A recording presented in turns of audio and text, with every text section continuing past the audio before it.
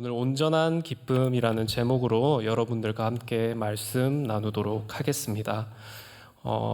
우리 또 한국의 대표 명절인 설을 맞이하여서 또 많은 분들이 또 가족과 함께 또 온라인으로 예배도 드리고 또 예배 자리를 지키기 위해 이 현장으로 나오신 여러분들 모두 환영하고 축복합니다.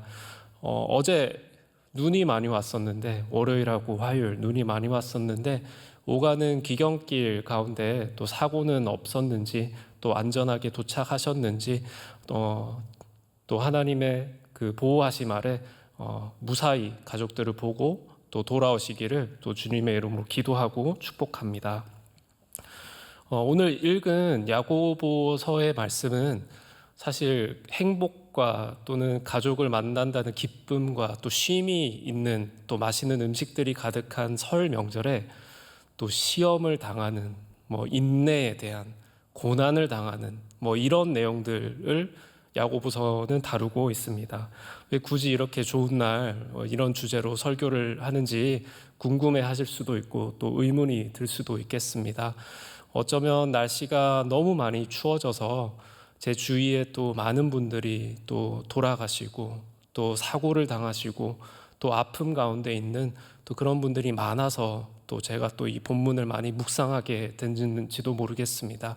사실 날씨가 추워지면은 우리 교역자들 카톡방에 장례 보고들이 많이 올라옵니다. 장례 보고도 많이 올라오고 또 부서에서 기도 제목들, 또 누가 어디 다쳤다, 또 어떤 일을 당했다, 이런 일들이 카톡을 통해서 그런 소식들을 너무 자주 접하게 되는 것 같습니다. 또 그런 아마 여러분들도 당사자 본인이 혹시 아니면은 주위에 있는 가까운 친구들 또는 친척들 그런 똑같은 아픔과 또 시련과 고난을 당하고 있는지는 모르겠습니다. 너무 당연한 일이지만 사실 우리 삶 가운데의 시험과 고난 당한다는 것은 빼놓을 수 없는 주제인 것 같습니다. 우리가 아무리 행복하고 싶다 하더라도 또는 우리가 얼마나 발버둥을 쳐서 그렇게 평화롭게 살고 싶다 한다 하더라도 결국 이 시련이라는 것, 고난이라는 것은 우리의 삶 가운데 필연적으로 존재할 수밖에 없는 그런 요소 중에 하나인 것 같습니다. 우리가 행복하면 행복할수록 그 뒤에 뒤따르는 시련이라는 것은 어쩌면 피할 수 없는 죽음과도 같은 존재일지도 모르겠습니다. 오늘 야고보가 이야기하고 있는 이 고난과 이 시련에 대해서 조금 이야기를 해보려고 합니다. 시험과 고난이라는 것이 사실 어쩌면 절대적일 수만은 없습니다. 상당히 주관적이라고도 이야기를 할 수 있는데, 예를 들어서 나와 가까이 있는 친구라든지 친척이라든지 또는 가까운 가족이 어떤 일을 당했을 때 그 사람과 아무런 관계없는 사람보다는 당연히 제가 느끼는 고통과 아픔이 또는 공감하는 정도가 굉장히 많이 달라지게 됩니다. 그래서 이 시험이라는 것은 난이도도 각자의 개인에 따라서 다르기도 하고 그 정도도 굉장히 다르기도 합니다. 성경을 예로 들자면 아브라함을 예로 들 수도 있겠습니다. 아브라함이 당했던 시험이 무엇이었을까? 여러분들도 아마 잘 아실 텐데 자기의 하나뿐인 아들을 번제로 드리라라는 시험을 당했습니다. 아마 여기에 계신 분들 어느 누구도 시험을 그런 식으로 당하지는 않으리라고 또 믿습니다. 아들을 죽여서 번제로 드리라는 그런 시험은 아마 우리가 살고 있는 이 한국 사회 가운데서는 경험하기 힘든 시험이라고 할 수 있을 것 같습니다. 사실 아브라함에게는 굉장히 어마어마한 시험이었는데도 불구하고 우리가 성경으로 그 말씀을 봤을 때 우리는 절대 아마도 살면서 이 평생 경험해보지 못할 시험이어서 그럴 수도 있겠지만 그냥 그렇구나, 아브라함이 그렇게 힘든 시험과 고난을 당했구나, 아들을 죽여서 번제로 드려야 했구나, 이런 정도 수준의 공감밖에 어쩌면 못할 수도 있을 것 같습니다. 왜냐하면 아브라함과 우리는 너무도 동떨어져 있는 시대 가운데 살고 있고 우리는 평생 경험해보지 못할 그런 시험이기 때문에 그만큼 아브라함에게는 엄청난 고난이었을지 몰라도 우리에게는 현대 시대를 살고 있는 우리에게는 그렇게 큰 고난이나 시험으로 다가오지는 않는 것 같습니다. 관계적인 격차가 그만큼 심하기 때문에 그렇습니다. 반면에 이거보다는 어쩌면 정도로 따지면 조금 덜 할 수 있는, 우리가 신약 성경을 보면은 부자 청년의 이야기가 나옵니다. 이 부자 청년이 예수님께 어찌 하면은 내가 영생을 얻을 수 있겠습니까? 라고 질문을 했을 때 예수님께서는 이렇게 답을 하시죠. 너가 가지고 있는 모든 재물을 팔아서 가난한 자에게 줘라. 아들을 바치라는 시험보다는 훨씬 더 쉽게 느껴지지 않습니까? 근데 사실 이것이 우리의 삶 가운데는 더욱더 직접적으로 그리고 어려운 시험으로 들릴 수 있습니다. 재물이 많은 사람이라면 더 그렇겠죠. 그래서 우리의 모든 재물과 재산을 팔아서 가난한 자들에게 모두 나눠줘야지 너희가 영생을 얻을 수 있다라는 이 시험이, 우리의 삶 가운데 하나님께서 그 시험을 주셨다면은 아마 아브라함이 느끼는 비슷한 고난과 고통 또는 시험에 들지 않을까, 그런 생각이 듭니다. 물론 우리의 믿음을 인정받기 위해서 우리가 아들을 바치고 우리의 모든 재물을 다 갖다 팔아야 된다는 그런 이야기는 아닙니다. 이렇게 각자 개인이 당하는 그 시험들은 어떤 이가 볼 때는 굉장히 별것도 아닌 것이 시험같이 느껴진다라고 이야기할 수도 있고, 내가 겪을 수 있는 가장 엄청난 고통이 남에게는 별일 아닌 것처럼 느껴질 때도 있을 것 같습니다. 설을 맞이하여서 가족들을 보러 가는 것이 누군가에게는 큰 고통이 될 수도 있고 시험거리가 될 수 있고 고난이 될 수도 있습니다. 반면에 누군가에게는 큰 기쁨이고 행복이고 쉼이 될 수도 있습니다. 이렇게 시험이라는 것은 확실한 것은 시험은 절대 없어지지 않는다는 것입니다. 다만 그 시험이라는 것이 각자의 개인의 주관적인 견해 또는 상황 또는 관계에 따라서 누군가에게는 시험거리가 되겠지만 나에게는 시험거리가 되지 않기도 하는 그런 것들이 야고보가 말하고 있는 시험이라고 합니다. 오죽하면은 우리가 주기도문에서 우리를 시험에 들게 하지 마시옵고라는 주기도문을 매주 읊을 때마다 우리가 정말 시험에 들게 하지 않기 바라는 그런 소망이 담겨 있는 거일지도 모르겠습니다. 하지만 확실한 것은 우리가 가장 방심할 때, 우리가 가장 안전하다고 느낄 때, 우리가 어쩌면 가장 행복하다고 느낄 때 그 시험은 불현듯 우리의 삶을 찾아오게 됩니다. 그래서 야고보는 이렇게 이야기합니다. 2절입니다. 내 형제들아 너희가 여러 가지 시험을 당하거든 온전히 기쁘게 여기라. 야고보는 이와 같은 시험과 시련을 당하고 있는 교회에게 편지를 하고 있습니다. 여기서 형제들이라고 이야기를 하지만 사실은 형제들과 자매들까지 포함을 한 단어입니다. 그래서 형제 자매들이여 시험을 당하거든 온전히 기뻐하십시오. 또는 의역을 조금만 하자면 성도여 신자여 시험을 당하거든 온전히 기뻐하십시오라고 이야기를 하고 있습니다. 공동체적인 걱정입니다.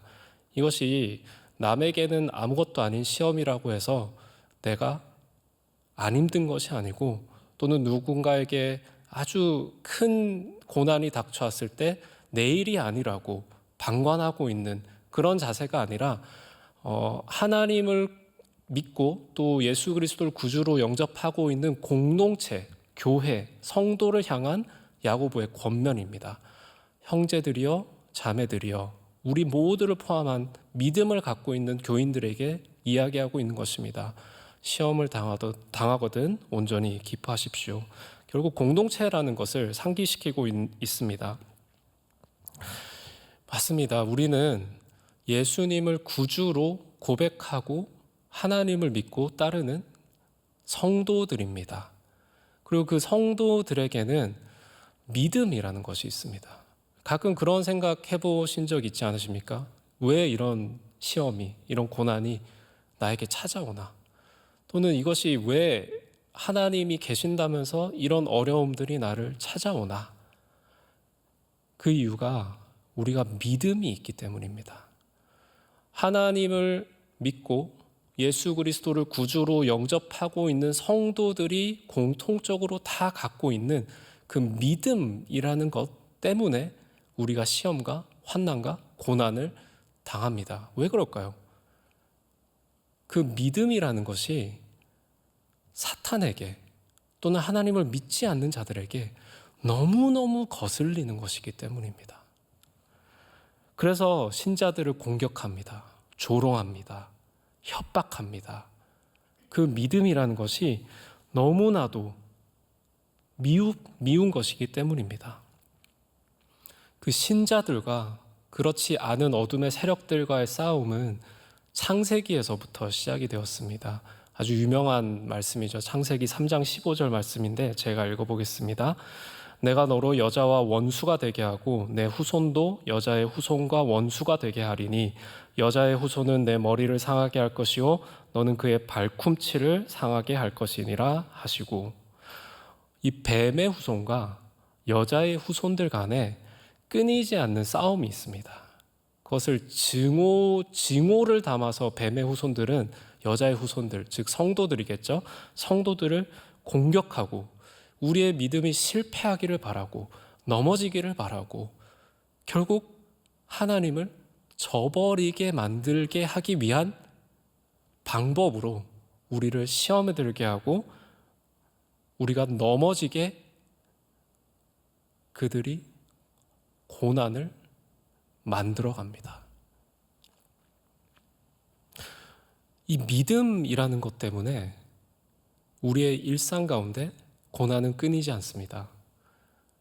이 믿음이라는 신앙 공동체의 공통적인 요소 때문에 어둠의 세력들, 사탄의 후손들, 우리를 계속해서 끊임없이 공격합니다. 그럼 이게 거꾸로 무슨 말인지 아십니까? 이 믿음이라는 것이 하나님을 너무나 기쁘게 하게 한다는 사실입니다. 사탄이 너무너무 미워하는 그 믿음이라는 것이 거꾸로 얘기하면은 하나님이 보시기에 너무나 기쁘고 너무나 행복하고 너무나 충만한, 하나님이 보시기에 너무너무 행복한 그런 것이 바로 우리의 믿음이라는 사실입니다. 사탄은 우리의 그 믿음을 보고 창세기에서 자기가 실패했던 그 모습을 봅니다. 하나님은 어떠실까요? 우리의 믿음을 보시고 십자가의 승리를 기억하십니다.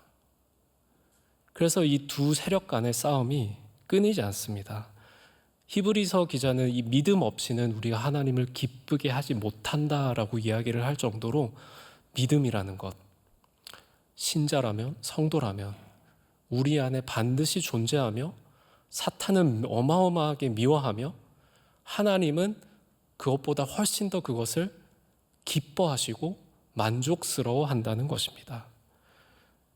그래서 우리는 그 믿음이라는 것을 통해 하나님께 영광 돌리는 삶을 삽니다.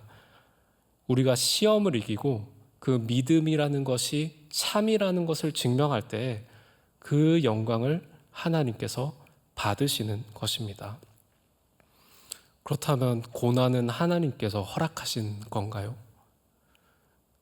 또 이거는 우리가 질문해 봐야 되는 문제이긴 합니다.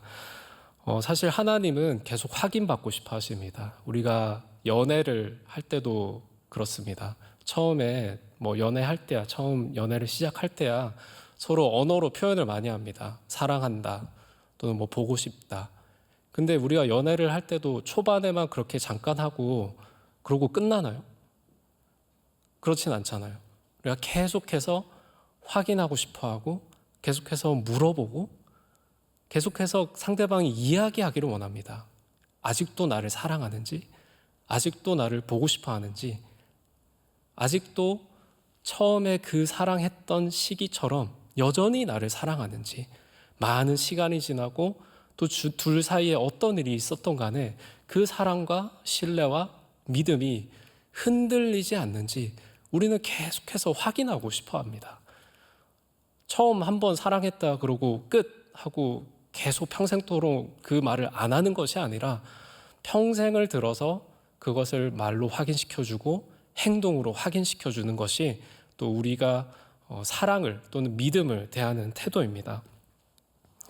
그래서 하나님 역시 마찬가지입니다. 이 시험이라는 것을 통해서 우리가 여전히 하나님을 사랑하는지, 우리가 여전히 하나님을 떠나지 않았는지, 처음과 같은 그 사랑을 우리가 갖고 있는지 확인하고 싶어 하십니다.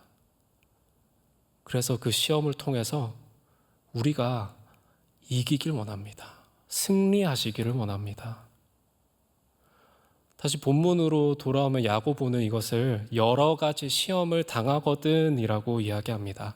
여러 가지, 정말 우리가 상상할 수도 없는 수만 가지의 문제들이 각자 개인의 삶 가운데 다르게 적용되며 우리에게 쓰나미처럼 몰려옵니다. 개역개정에서는 이것을 시험이라고 번역을 했는데 사실 유혹에 가깝습니다. 주기도문에서 시험에 들게 하지 마시옵고를 영어로 하면은 어떻게 될까요? Lead us not into temptation이라는 단어를 씁니다. 유혹이라는 단어를 쓰고 있습니다.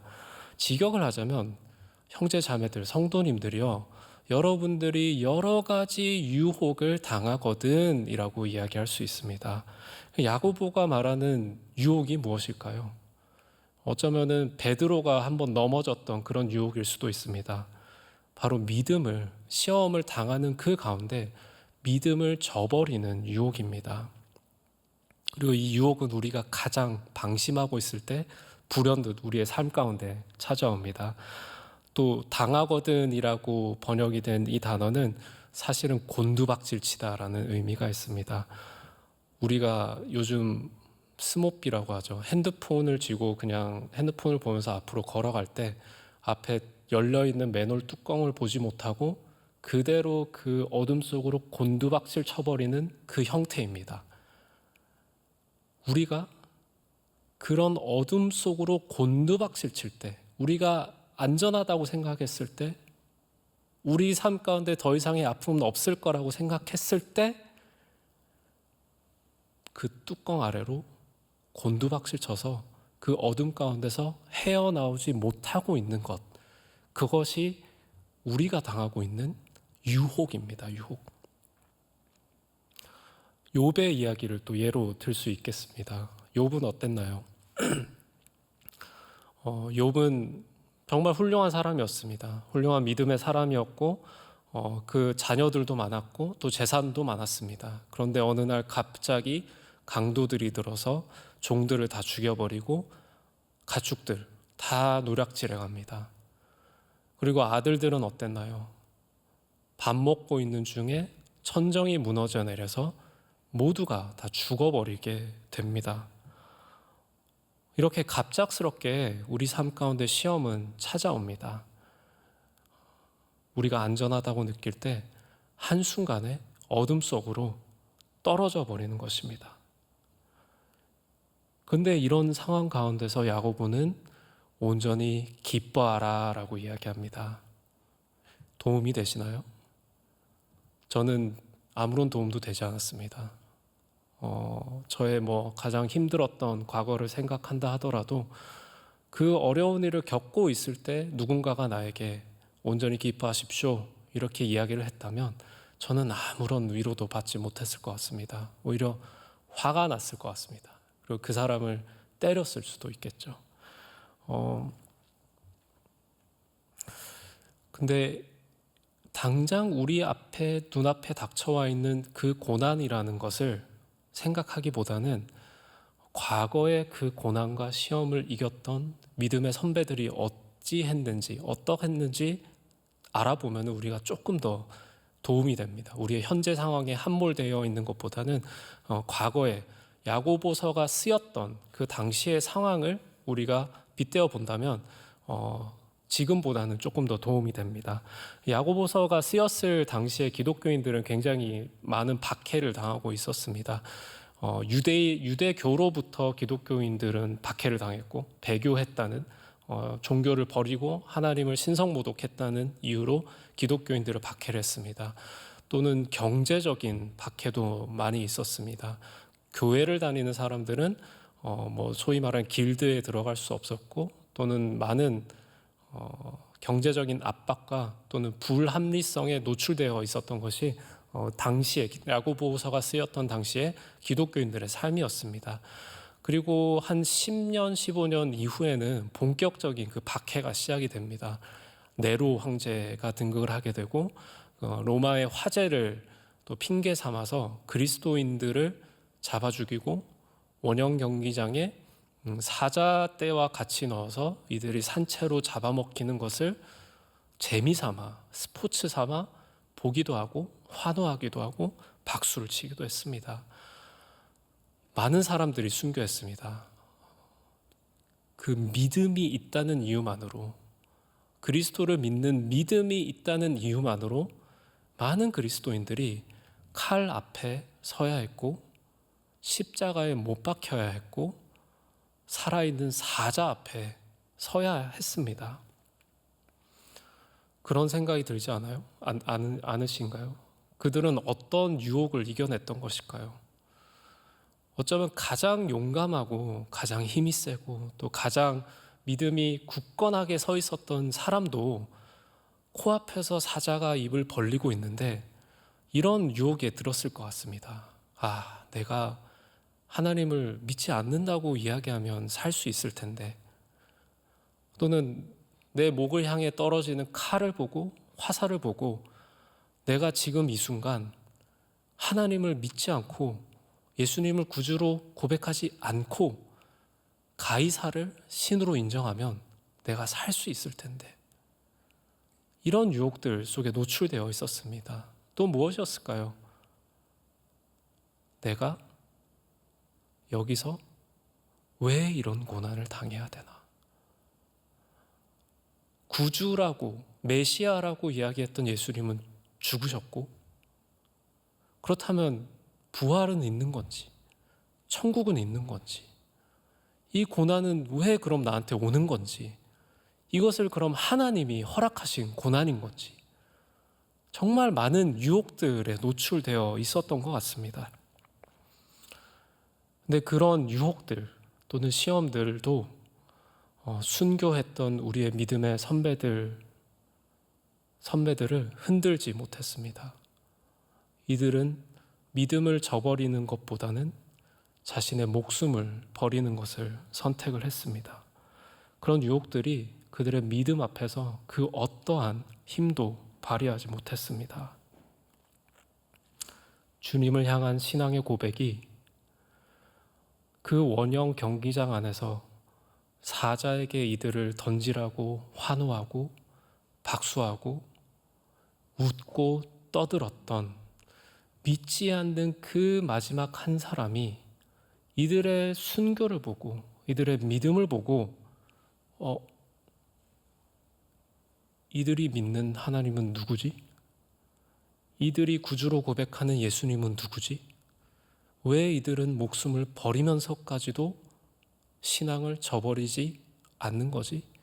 그러한 의문들이 들게 했던 것입니다. 우리 시험의 목적은 하나님을 영화롭게 하는 것도 분명히 있지만 그 가운데서는 선교적인 삶을 살게 하는 것도 분명히 있습니다. 우리가 믿음을 지킴으로 인해 믿지 않는 자들이 그리스도를 보게 하는 것, 그리고 그 믿음을 증명함으로 인해 하나님께 영광 돌리는 것, 그것이 우리가 여전히 시험과 고난이, 유혹이 존재하는 세상 속에 우리가 살고 있는 이유입니다. 그리고 그 시험과 그 고난이 우리에게 인내를 만들어낸다고 야고보는 이야기합니다. 인내라는 꽃을 피워내기 위해서 우리가 그렇게 아픔과 고통과 슬픔을 당하는 것이라고 이야기를 합니다. 그 과일 하나가 나무에 피기까지 얼마나 많은 폭풍과 또는 태풍과 벼락과 또 또는 바람을 맞아야 하는지 모릅니다. 근데 그런 과정이 있었기 때문에 과일이 열매게 되고 또는 꽃이라는 것이 피어나게 됩니다. 그 과정이 없는 것은 진짜 꽃이라고 할 수 없습니다. 열매라고 할 수 없습니다. 왜냐하면 시험이라는 것은 누구에게나 동일하게 일어나는 일이기 때문입니다. 예를 들어서 처음 육아를 해본 분들은 또 공감을 더 하시겠지만 아기들이 처음에 분유를 먹다가 이유식으로 넘어가야 하는 타이밍이 있습니다. 근데 보통 그럴 때 아이들은 정말 싫어합니다. 그래서 먹기 좋은 우유만 먹다가 갑자기 단단한 음식을 먹어야 할 때 이 아이들은 정말 울고불고 난리를 칩니다. 그리고 어느 정도 아이가 또 크고 나면은 또 분리수면을 해야 됩니다. 계속해서 엄마와 아빠와 함께 잤던 아이가 이제는 혼자 차가운 이불에서 또 어두운 방에서 혼자 잠을 청해야 합니다. 엄마의 포근한 품을 떠나 이 아이들이 언젠가는 반드시 그렇게 해야 하는 것입니다. 부모의 마음도 편하지 않습니다. 밤새도록 아이가 우는 것을 들어야 되고 그럼에도 불구하고 부모님은 그 과정을 반드시 겪어야 하는 것을 알 수 있습니다. 왜냐하면 이 아이가 나이가 30, 40이 될 때까지 우유만 먹고 엄마와 함께 잘 수는 없는 노릇이기 때문입니다. 그래서 부모님들은 힘들지만 아프지만 그 과정을 반드시 겪어야 합니다. 그리고 그 과정 가운데서 이 아이에게 인내라는 단어를 썼지만 사실 견고함이라는 단어가 더 맞습니다. 그 아픔과 슬픔과 고난과 역경 가운데서 이 아이는 결코 어떤 상황에도 흔들리지 않는 견고함을 배웁니다. 이제 더 이상 우유를 못 먹어도 울지 않고 이제 혼자 잘 자고 어둡고 불이 꺼져 있는 가운데서도 울지 않고 견뎌냅니다. 인내합니다. 그리고 그 똑같은 상황이 동일하게 이 아이에게 주어졌을 때 흔들리지 않습니다. 왜냐하면 이미 경험했고 이미 겪었던 시련이기 때문에 그 어두움이 아무것도 아니라는 것을 이 아이는 알기 때문입니다. 우리는 이 시험을 통해 그 견고함을 배워나갑니다. 시험이 없다면 얻을 수 없는 그런 견고함입니다. 시험이 있었기 때문에, 비바람을 맞아봤기 때문에, 아픔을 경험해봤기 때문에, 슬픔을 알기 때문에 똑같은 상황에 놓여졌을 때 하나님을 향한 우리의 믿음이 견고하게 흔들리지 않을 수 있는 것입니다. 그래서 우리의 믿음은 시험에, 유혹에 노출되어 있는 것입니다. 마지막으로 우리 4절입니다. 제가 읽어보겠습니다.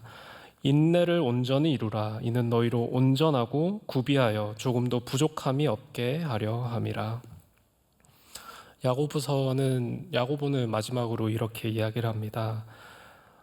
인내를 통해 너희들이 조금도 부족함이 없이 완전하게 될 것이다 라고 이야기를 합니다.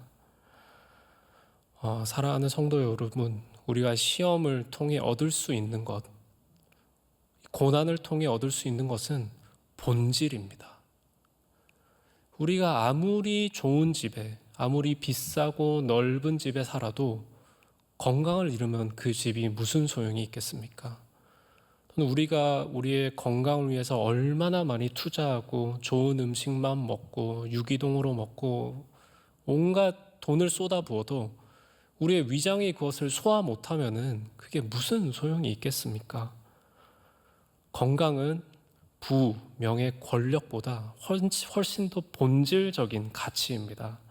근데 반대로 또 이렇게 생각해 볼 수 있습니다. 부도 있고 명예도 있고 권력도 있고 건강도 있는데 그 안에 믿음이 없어 온갖 시험과 유혹에 휘둘리는 삶이라면은 그 인생이 얼마나 가치가 있겠습니까? 우리의 인생은 그 고난과 시험 가운데서 믿음이라는 본질을 붙잡을 때 비로소 의미를 얻게 됩니다. 그것이 하나님께 영광 돌리는 삶이고 그런 우리들의 모습을 통하여서 선교적인 존재로 살아가게끔 하는 것이 바로 하나님께서 우리 삶 가운데 허락하신 고난이고 시험이고 유혹입니다. 말씀을 정리하겠습니다. 우리가 당하는 시험과 유혹은 우리의 믿음을 공격하고 있습니다. 왜냐하면 이 믿음이라는 것이 사탄이 보기에, 어둠의 세력이 보기에 너무나도 미운 것이기 때문입니다. 우리의 믿음을 통해 사탄이 실패했던 그 모습을 바라보기 때문에 우리의 삶은 계속해서 시험을 당하고 있는 과정 가운데 있습니다. 하지만 그것을 통해 우리는 인내를 연단하게 되고, 그 인내는 우리로 하여금 그리스도 안에서 온전하게 되게 합니다. 그래서 우리는 기뻐할 수 있습니다. 시험을 통해 우리의 믿음이 온전함을 증명하고, 그 증명을 통해 하나님께 영광을 돌리고, 그 증명이 인내를 만들어내고, 인내가 우리가 하나님 안에서 온전하게 성도로서 서 있을 수 있게 하기 때문에 우리는 기뻐할 수 있는 것입니다. 시험을 당하는 것은 어쩔 수 없는 인생의 한 부분인 것 같습니다. 우리가 믿음이 있기 때문이고, 그 믿음을 통해서 하나님께서는 영광을 받으시며 그 믿음을 보시고 너무너무나 기뻐하시고 너무너무나 행복해 하십니다. 예수님 역시 그러하셨습니다. 마귀에게 직접 유혹을 당하시고 십자가에서 고난을 당하시고, 그 매달려 있는 와중에서 천군 천사가 예수님을 십자가에서 구출할 수도 있었지만 그 유혹을 뿌리치시고, 하나님께 이 잔을 옮겨달라고 기도할 수 있었고 하나님께서 그렇게 할 수 있었지만 그러지 말고 하나님의 뜻대로 하여 달라고 그 시험을 이기시고 유혹을 물리치시고 십자가에서 그 믿음을 완성하셨습니다. 하나님께서는 그 십자가의 믿음을 보시고 우리도 역시 그 믿음을 따르기를 원하십니다. 그리고 잊지 말아야 하는 것은 우리의 형제 자매들입니다. 교회 안에서 성도들끼리 또는 부서 내에서 어쩌면은 내가 지금 고난을 당하지 않는다 하더라도 정말 아프고 슬픈 가운데 있는 우리의 형제 자매들을 위해서 기도해야 됩니다. 예수님께서도 역시 기도하셨듯이 우리 역시 지금은 내가 시험을 당하고 있지 않다 하더라도 혹시나 시험을 당하고 있을 공동체 내에서 있는 우리의 형제, 우리의 자매, 이들을 위한 기도를 반드시 잊지 말아야 합니다. 우리가 이런 고난과 시험을 믿음으로 이겨낼 때, 그리고 당하고 있는 공동체 형제 자매들을 위해 기도함으로 나아갈 때 하나님께서 온전히 영광 받으시고 그 안에서 우리가 온전히 기뻐함을 누리고 또한 평화를 누리는 또 즐거운 설 명절 되기를 주님의 이름으로 축원합니다. 우리 찬양하겠습니다. 찬송가 412장 함께 찬양하겠습니다.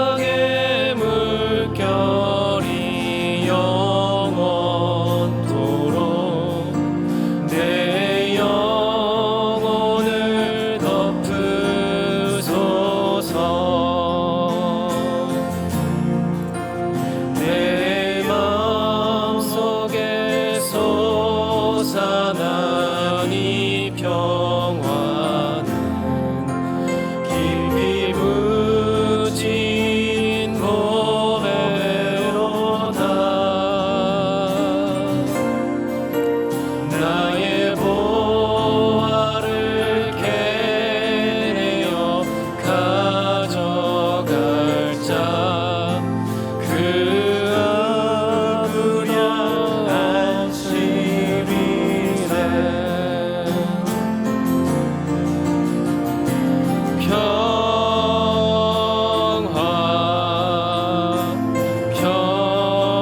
평화로다. 하늘 위에서 내려오네.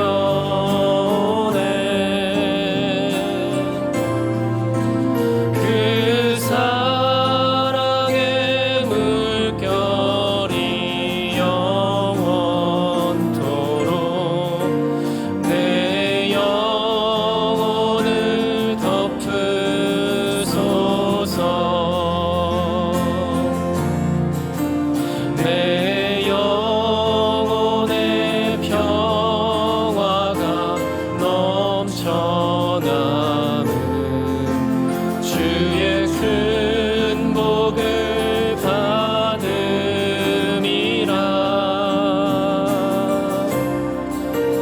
내가 주야로 주님과 함께 있어 내 영혼이 편히 쉬네.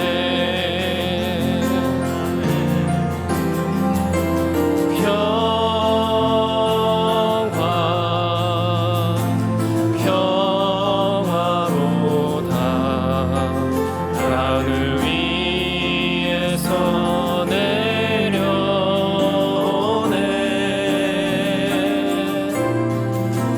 그 사랑의 물결이 영원토록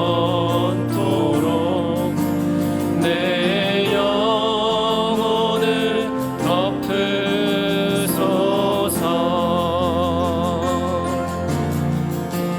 이 땅 위에 험한 길 가는 동안 참된 평화가 어디 있나.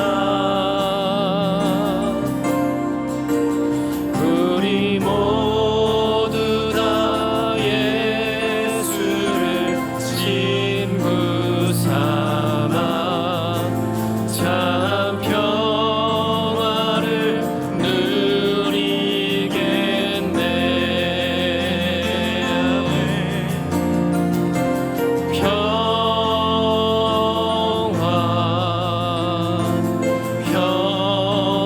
평화로다.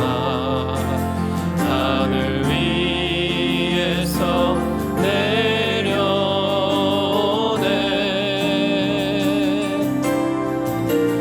그 사랑의 물결이 영원토록 내 영혼을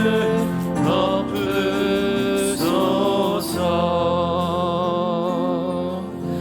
우리 함께 말씀을 떠올리며 기도하며 나아가기를 원합니다. 우리의 믿음을 통하여서 하나님께서는 영광 받으시길 원하십니다. 그리고 그 믿음을 증명함을 통하여서 우리는 선교적 존재로 이 세상 가운데 살아가야 합니다. 그리고 고난받고 있는 또는 시험 당하고 있는 또한 아픔 가운데 있는 병상 가운데 있는 우리 교회 형제 자매들을 위해서 함께 기도하면 좋겠습니다. 오늘은 잠시 스스로를 위한 기도 제목들을 내려놓고 우리 주변에 어려운 형제 자매들, 아픈 형제 자매들, 또 시험을 당하고 있을 형제 자매들을 위해서 함께 기도하며 나아가도록 하겠습니다. 기도하겠습니다. 하나님, 주님 감사합니다.